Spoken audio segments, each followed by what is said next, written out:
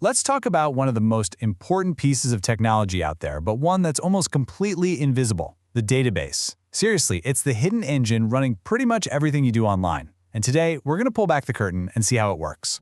So, have you ever really stopped to think about it? How does your bank keep track of millions of transactions perfectly every single day? Or how does an online store know, down to the last item, what's in stock? Well, the secret to all of it is how they manage their data. Because without a system, it would be total chaos. And to really get why databases are such a game changer, we have to look at what the world was like before them. Let's talk about the problem they were built to solve. Just try to picture this for a second. You've got the same customer's info stored in 3 different digital folders, but whoops, one has their old address, another has a typo in their name. This was the reality of early data storage. It was messy, it was inconsistent, and it was definitely not secure. And that is the exact mess a database management system, or DBMS, was designed to fix. So, how do you fix a problem that big? You don't just dive in. You need a plan. You need a solid architecture.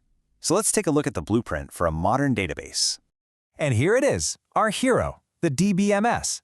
Now, the key thing to understand is that the DBMS isn't the data itself. Nope. Think of it as the super smart, super strict librarian for the data. It's the software that keeps everything organized, safe, and consistent for everyone who needs to use it. And the way it pulls this off is pretty brilliant. It uses this clever 3-level system. At the very top, you've got the external level. That's what you or I see. It's a clean, simple view of just the data we need. Underneath that is the conceptual level, which is like the master blueprint for the entire database. And at the very bottom, the internal level handles the nitty-gritty of how the data is physically stored on disk drives. This separation is what makes databases so incredibly powerful and flexible.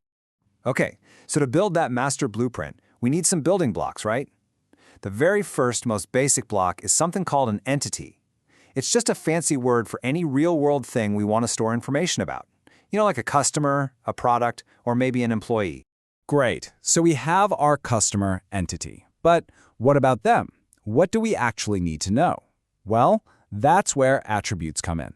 For our customer, the attributes would be things like their name, their email address, their phone number, all the little details that actually describe the entity. And this is where it all clicks together. See, these entities don't just exist on their own, they're connected. A customer is linked to an order through our relationship, in this case, the action of placing that order. So you've got your entity, your attributes, and your relationships. Those 3 things are the foundation of your entire database design. So what does all this look like in practice? Well, most of the time, it looks a lot like a simple table, kind of like a spreadsheet. Each row is one specific record, say one user, and each column is one of the attributes. And to make sure we never, ever mix up 2 different users, each row gets a totally unique ID number. We call that the primary key. That primary key is absolutely essential. It's the unique identifier for a user in this table. But now what if we have a whole other table for orders? How do we know which user placed which order? Simple. We use that same user ID in the orders table. And in that new context, it becomes a foreign key. It's like a bridge or a link in a chain that connects the 2 tables together. It's a really simple idea, but it's incredibly powerful. Okay, so we've got our structure all set up with tables and keys. We're good to go, right? Well, not quite. How do we make sure the data we put into that structure is clean, efficient, and actually trustworthy? That's where some really important rules come into play. And the first big rule is all about good housekeeping. It's a process called normalization, which is really just a fancy way of saying we need to tidy up our database tables. The main goal here is to make sure we aren't storing the same piece of information in a bunch of different places. That saves space and, more importantly, prevents a ton of errors. This tidying up process happens in a few stages. First, we make sure every single cell in our table holds just one indivisible piece of information. Then, we get smart about splitting our data into separate logical tables. All the customer info goes in the customers table, all the product info goes in the products table. By doing this, we get rid of repetition and make our whole database way more efficient and logical. Now, what happens when data is actively being changed? I mean, think about a bank transfer. That has to be absolutely perfect, right? Well, this is where the ACID properties become non-negotiable. They are a set of ironclad guarantees that every transaction is atomic, meaning it's all or nothing, consistent, it can't break the database's rules. Isolated. Two transactions can't interfere with each other. And durable. Once it's done, it's saved forever. This is exactly why you can trust your bank balance. All right, so we have this amazing, super organized, rock-solid database. But how do we actually talk to it? To ask it for information or to tell it to do something, we need a shared language. And that language is SQL, which stands for Structured Query Language.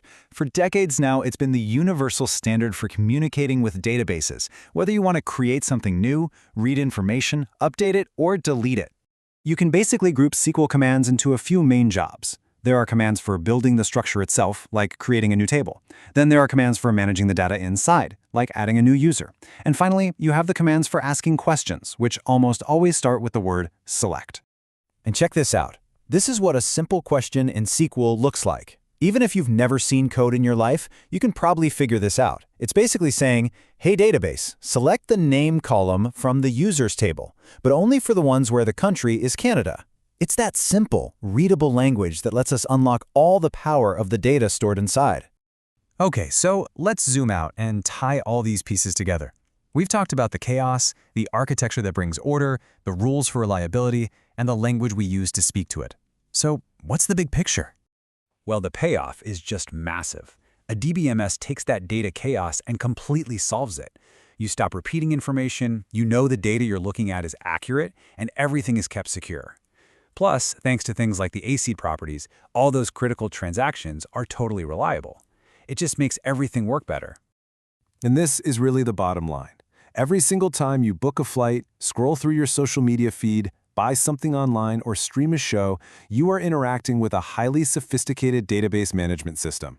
It's the invisible but absolutely essential organizing force behind our entire digital world.